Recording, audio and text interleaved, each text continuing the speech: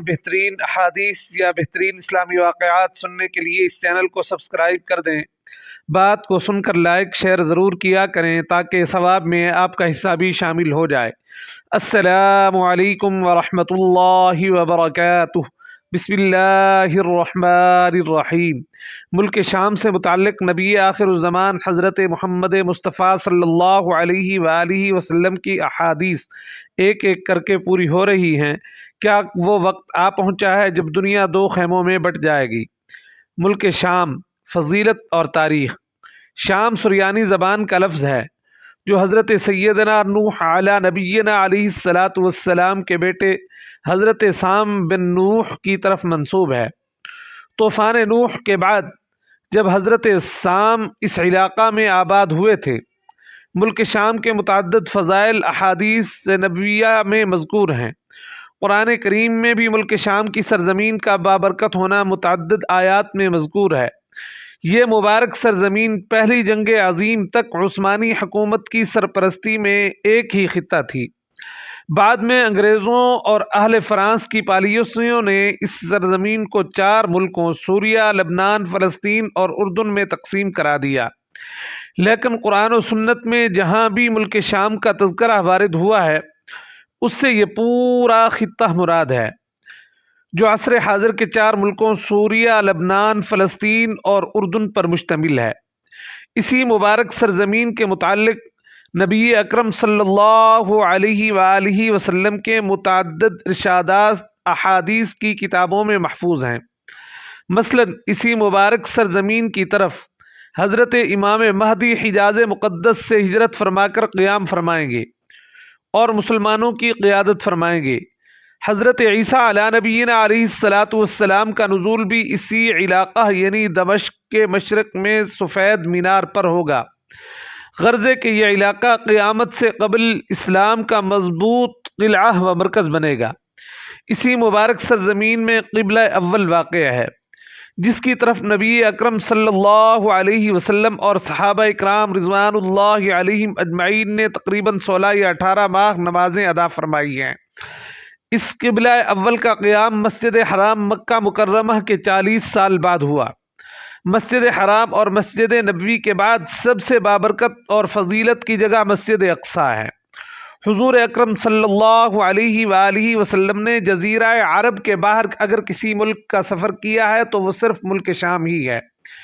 اسی سرزمین میں واقع مسجد اقصیٰ کی طرف ایک رات آپ صلی اللہ علیہ وآلہ وسلم کو مکہ مکرمہ سے لے جایا گیا اور وہاں پر آپ صلی اللہ علیہ وآلہ وسلم نے تمام انبیاء کرام علیہم السلام کی امامت فرما کر نماز پڑھائی۔ پھر بعد میں اسی سرزمین سے آپ صلی اللہ علیہ وآلہ وسلم کو آسمانوں کے اوپر لے جایا گیا جہاں پر آپ صلی اللہ علیہ وآلہ وسلم کی اللہ تبارک و تعالی جل جلالہ کے دربار میں حاضری ہوئی۔ اس سفر میں آپ صلی اللہ علیہ وآلہ وسلم نے جنت و جہنم کے مختلف مناظر دیکھے اور 7 آسمانوں پر آپ صلی اللہ علیہ وآلہ وسلم کی مختلف انبیاء کرام علیہم السلام سے ملاقات ہوئی۔ یہ مکمل واقعہ رات کے ایک حصہ میں انجام پایا۔ مسجد حرام سے مسجد اقصیٰ کے اس سفر کو اسرا اور مسجد اقصیٰ سے اللہ تعالیٰ کے دربار میں حاضری تک اس سفر کو معراج کہا جاتا ہے۔ اگرچہ قبلہ اول بیت المقدس حضرت عمر فاروق رضی اللہ تعالی عنہ کے عہد خلافت میں فتح ہوا، لیکن اس کی بنیاد حضرت اسامہ بن زید بن حارثہ رضی اللہ تعالی عنہ کے لشکر سے پڑ چکی تھی جس کی روانگی کا فیصلہ ماہ صفر 11 ہجری میں جناب نبی کریم صلی اللہ علیہ وآلہ وسلم نے خود فرمایا تھا۔ جناب رسول اللہ صلی اللہ علیہ وآلہ وسلم کی بیماری کی خبر سن کر یہ لشکر مدینہ منورہ کے قریب خیمہ زن رہا۔ اس لشکر نے حضرت ابوبکر صدیق رضی اللہ تعالی عنہ کے دور خلافت میں پہلی فوجی مہم شروع کی۔ ملک شام میں دین اسلام پہنچنے تک تقریباً 1500 سال سے سریانی زبان ہی بولی جاتی تھی، لیکن ملک شام کے باشندوں نے انتہائی خلوص اور محبت کے ساتھ دین اسلام کا استقبال کیا اور بہت ہی کم عرصہ میں عربی زبان ان کی مادری اور اہم زبان بن گئی۔ بڑے بڑے جید محدثین، فقہاء اور علماء کرام اس سرزمین میں پیدا ہوئے۔ دمشق کے فتح ہونے کے صرف 26 یا 27 سال بعد دمشق اسلامی خلافت کا دارالسلطنت بن گیا۔ اللہ تعالی جل جلالہ نے انس و جن اور زمین اور ساری کائنات کو پیدا فرمایا، بعض انسانوں کو منتخب کر کے ان کو رسول و نبی بنا دیا، اسی طرح زمین کے بعض حصوں کو مثلاً کہ مکہ مکرمہ، مدینہ منورہ اور ملک شام کو دوسرے حصوں پر فوقیت و فضیلت عطا فرمائی۔ اللہ تعالیٰ جل جلالہ نے ملک شام کی سرزمین کو اپنے پیغمبروں کے لیے منتخب کیا، چنانچہ انبیاء کرام علیہم السلام اور رسل کی اچھی خاصی تعداد اسی سرزمین میں انسانوں کی رہنمائی کے لیے مبعوث فرمائی گئی۔ خلیل اللہ حضرت ابراہیم علیہ السلام جیسے جلیل القدر رسول اپنے بھتیجے حضرت لوط علیہ السلام کے ہمراہ ملک عراق سے ہجرت فرما کر ملک شام ہی میں سکونت پذیر ہوئے۔ اسی مقدس سرزمین سے حضرت ابراہیم علی نبینا علیہ السلام نے مکہ مکرمہ کے متعدد سفر کر کے مکہ مکرمہ کو آباد کیا اور وہاں پر بیت اللہ کی تعمیر کی۔ حضرت ابراہیم علی نبینا علیہ السلام کی نسل کے بے شمار انبیاء اکرام علیہم السلام، مثلاً حضرت اسحاق، حضرت یعقوب، حضرت ایوب، حضرت داود، حضرت سلیمان، حضرت الیاس، حضرت الیسع، حضرت زکریا، حضرت یحییٰ اور حضرت عیسیٰ علیہم السلام کی یہ سرزمین مسکن و مدفن بنی، اور انہوں نے اپنی سرزمین سے اللہ تعالیٰ جل جلالہ کے بندوں کو اللہ تعالیٰ جل جلالہ کی طرف بلایا۔ غرضے کے مسلمانوں، عیسائیوں اور یہودیوں کے لیے یہ سرزمین بہت بابرکت ہے۔ فی الحال بیت المقدس کی بابرکت زمین پر یہودیوں کا قبضہ ہے۔ اللہ تعالیٰ جل جلالہ بیت المقدس کو یہودیوں کے چنگل سے آزاد فرمائیں، آمین ثم آمین۔ مسلمانوں کو فتح یاب فرمائیں، اپنے دین کی نصرت فرمائیں اور ہم سب کو اپنے دین اسلام کی خدمت کے لیے قبول فرمائیں، آمین۔ قیامت کی بعض بڑی نشانیوں کا ظہور بھی اس مقدس سرزمین پر ہی ہوگا، چنانچہ حضرت مہدی اسی سرزمین سے مسلمانوں کی قیادت سنبھالیں گے۔ دمشق کے مشرق میں سفید مینار پر نماز فجر کے وقت حضرت سیدنا عیسیٰ علی نبینا علیہ السلام کا نزول ہوگا، اور اس کے بعد حضرت عیسیٰ علیہ السلام امت مسلمہ کی باغ دوڑ سنبھالیں گے۔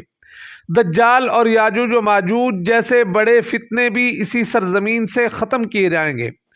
دنیا کے چپا چپا پر اسی علاقہ کی سرپرستی میں مسلمانوں کی حکومت قائم ہو جائے گی۔ یمن سے نکلنے والی آگ لوگوں کو اسی بابرکت سرزمین کی طرف ہانک کر لے جائے گی، اور سب مؤمنین اس مقدس سرزمین میں جمع ہو جائیں گے، اور پھر اس کے بعد جلدی ہی قیامت قائم ہو جائے گی۔ قرآن کریم میں اس بابرکت زمین کا ذکر خیر سبحان الذی اسری بعبدہ لیلا من المسجد الحرام الی المسجد الاقصی الذی بارکنا حولہ، سورہ اسرا آیت نمبر 1۔ پاک ہے وہ ذات جو اپنے بندے کو رات ہی میں مسجد حرام سے مسجد اقصی تک لے گیا، جس کے آس پاس ہم نے برکت دے رکھی ہے۔ یہ علاقہ قدرتی نہروں اور پھلوں کی کثرت اور انبیاء کرام علیہ السلام کا مسکن و مدفن ہونے کے لحاظ سے ممتاز ہے، اس لیے اس کو بابرکت قرار دیا گیا۔ وَلِسُلَيْمَانَ الرِّيحَ عَاصِفَةً تَجْرِي بِأَمْرِهِ إِلَى الْأَرْضِ الَّتِي بَارَكْنَا فِيهَا۔ ترجمہ: ہم نے تند و تیز ہوا کو حضرت سلیمان علیہ السلام کے تابع کر دیا، ان کے فرمان کے مطابق اسی زمین کی طرف چلتی تھی ہوا جہاں ہم نے برکت دے رکھی ہے، یعنی ملک شام کی سرزمین۔ وَنَجَّيْنَاهُ وَلُوطًا إِلَى الْأَرْضِ الَّتِي بَارَكْنَا فِيهَا لِلْعَالَمِينَ، سورۃ الانبیاء آیت نمبر 71۔ ہم حضرت ابراہیم علیہ السلام اور حضرت لوط علیہ السلام کو بچا کر اس زمین کی طرف لے گئے جس میں ہم نے تمام جہان والوں کے لیے برکت رکھی تھی۔ حضرت سیدنا ابراہیم علی نبینا علیہ السلام اور ان کے بھتیجے حضرت سیدنا لوط علیہ السلام عراق سے مقدس سرزمین ملک شام ہجرت فرما کر گئے تھے۔ وَأَوْرَثْنَا الْقَوْمَ الَّذِينَ كَانُوا يُسْتَضْعَفُونَ مَشَارِقَ الْأَرْضِ وَمَغَارِبَهَا الَّتِي بَارَكْنَا فِيهَا، سورۃ الاعراف آیت نمبر 137۔ ترجمہ: ہم نے ان لوگوں کو جو کہ بالکل کمزور شمار کیے جاتے تھے اس سرزمین کے مشرق و مغرب کا مالک بنا دیا جس میں ہم نے برکت رکھی ہے۔ زمین سے مراد شام کا علاقہ فلسطین ہے، جہاں پر اللہ تعالی جل جلالہ نے عمالقہ کے بعد بنی اسرائیل کو غلبہ عطا فرما دیا۔ جناب نبی کریم صلی اللہ علیہ وآلہ وسلم نے ارشاد فرمایا، اللہم بارک لنا فی شامنا، اللہم بارک لنا فی یمننا، اے ہمارے اللہ ہمیں برکت عطا فرما ہمارے شام میں، ہمیں برکت دے ہمارے یمن میں۔ آپ صلی اللہ علیہ وآلہ وسلم نے یہی کلمات 3 یا 4 مرتبہ دہرائے۔ بخاری شریف، ترمذی شریف، مسند احمد طبرانی۔ جناب نبی کریم صلی اللہ علیہ وآلہ وسلم نے ارشاد فرمایا، جب میں سویا ہوا تھا تو میں نے دیکھا کہ عمود الکتاب ایمان میرے سر کے نیچے سے کھینچا جا رہا ہے۔ میں نے گمان کیا کہ اس کو اٹھا لے لیا جائے گا، تو میری آنکھ نے اس کا تعاقب کیا۔ اس کا قصد ملک شام تھا۔ جب بھی شام میں فتنے پھیلیں گے وہاں ایمان میں مزید اضافہ ہوگا۔ جناب رسول اللہ صلی اللہ علیہ وآلہ وسلم نے ارشاد فرمایا کہ میں نے خواب میں دیکھا کہ کچھ لوگ عمود الکتاب ایمان کو لے گئے اور انہوں نے ملک شام کا قصد کیا۔ جب بھی فتنے پھیلیں گے تو شام میں امن اور سکون رہے گا۔ جناب نبی کریم صلی اللہ علیہ وآلہ وسلم نے ارشاد فرمایا، میں نے دیکھا کہ عمود الکتاب یعنی ایمان میرے تکیہ کے نیچے سے ہٹایا جا رہا ہے۔ میری آنکھوں نے اس کا پیچھا کیا تو پایا کہ وہ بلند نور کی مانند ہے، یہاں تک کہ میں نے گمان کیا کہ وہ اس کو پسند کرتا ہے اور اس کو شام لے جانے کا ارادہ رکھتا ہے۔ تو اس وقت میں نے سمجھا کہ جب بھی فتنے واقع ہوں گے تو شام میں ایمان مضبوط ہو جائے گا۔ جناب نبی کریم صلی اللہ علیہ وآلہ وسلم نے ارشاد فرمایا کہ اگر اہل شام میں فساد برپا ہو جائے تو پھر تم میں سے کوئی خیر پر نہیں ہے۔ میری امت میں ہمیشہ ایک ایسی جماعت رہے گی جس کو اللہ تعالی جل جلالہ کی مدد حاصل ہوگی، اور اس کو نیچا دکھانے والے کل قیامت تک اس جماعت کو کوئی نقصان نہیں پہنچا سکتے۔ ترمذی شریف، ابن ماجہ، طبرانی، صحیح ابن حبان۔ جناب نبی کریم رؤوف الرحیم حضرت امام الانبیاء سیدنا محمد الرسول اللہ صلی اللہ علیہ وآلہ وسلم نے ارشاد فرمایا، میری امت کی ایک جماعت ہمیشہ اللہ تعالی جل جلالہ کے احکام کی پابندی کرے گی، جس کو نیچا دکھانے والے اور مخالفت کرنے والے نقصان نہیں پہنچا سکتے۔